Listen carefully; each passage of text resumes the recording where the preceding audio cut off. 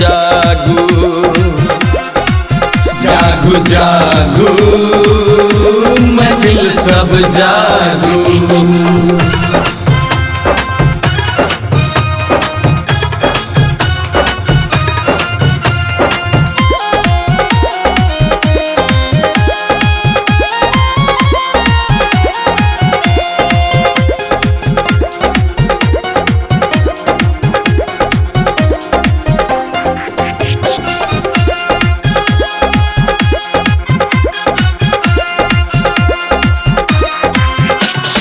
युग युग सो ऐ धरती पर में मैथिली और मिथिलाक्षर छै।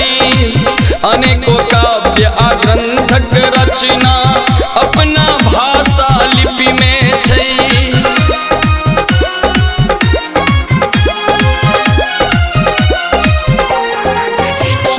युग युग सो ऐ धरती पर में मैथिली और मिथिलाक्षर छै। अनेकों काव्य आ ग्रंथक रचना अपना भाषा लिपि में छै। पुरातन स्थल पर बाके, पुरातन स्थल पर बाके अपन ज्ञान बढ़ाबू। जागू जागू मैथिल जन जागू। जागू जागू महफिल सब जागू।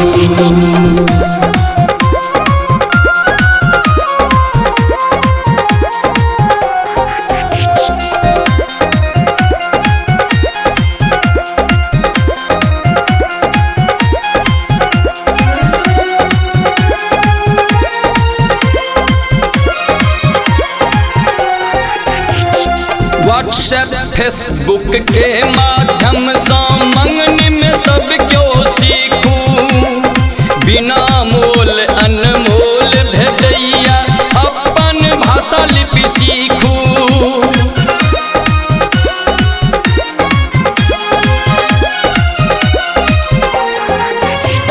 व्हाट्सएप फेसबुक के माध्यम से मंगनी में सब क्यों सीखू।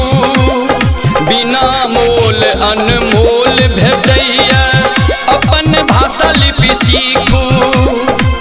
अवसर मैथिल द्विन चूकबियो, अवसर मैथिल द्विन चूकबियो। नैनो भुटको के सिखाबू। जागू जागू मैथिल जन जागू। जागू जागू महफिल सब जागू।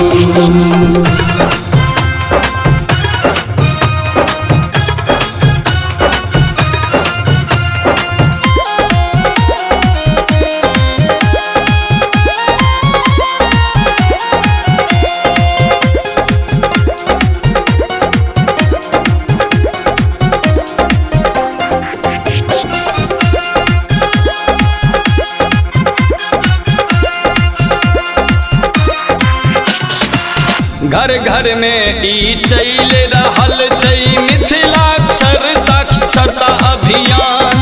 सब अभियानी तन मन धन सँ करै छथि सेवा निष्काम।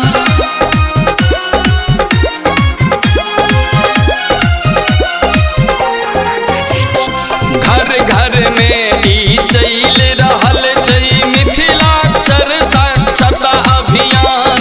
सब अभियानी तन मन धन सँ करै छथि सेवा निष्काम। जय जगत आ चतुरत मिथिला, जय जगत आ चतुरत मिथिला। ई संकल्प बढ़ाबू।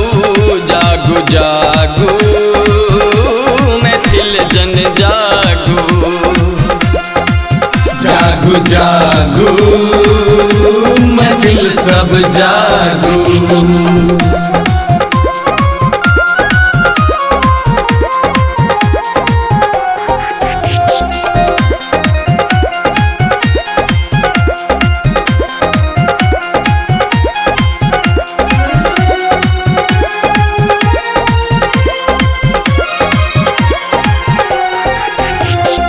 रात राधे के बस एतबे ऐ सपना नव सृजित मिथिला के रचना आग्रह बिनती निहोरा एतबे 3 महीना सीखू लिखना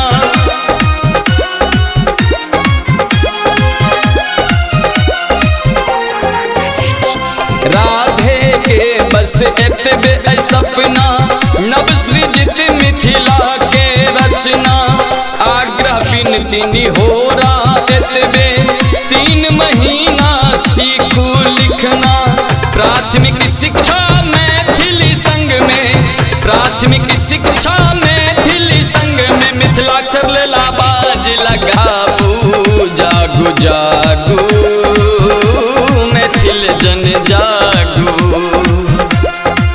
जागू जागू मैथिल सब जागू जागू जागू मैथिल सब जागू जागू जागू मैथिल सब जागू।